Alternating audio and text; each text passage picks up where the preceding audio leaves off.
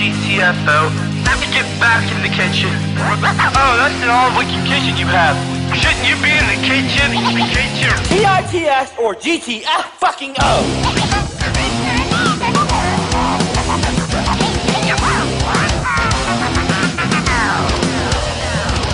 Women need to get the fuck out because they have breasts and they have to show them to you.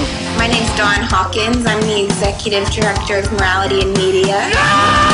Shit, that's not what you say! Pornography is so addictive. Oh, that's an odd-looking kitchen you have there. Get in the kitchen, that's what you say. Need to get the fuck out! Need to get the fuck out!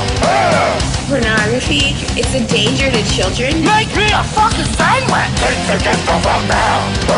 Need to get the fuck out! I love cats. I love every kind of cat. The man sitting in front of me was looking at pornography. Shouldn't you be in the kitchen? It's a leading cause of sexual violence and sexual assault. Make me a sandwich! One girl whipping the other girl No more of that shit! with a whip. No, no, no, no, no, no, no, no! Need to get the fuck out! Need to get the fuck out!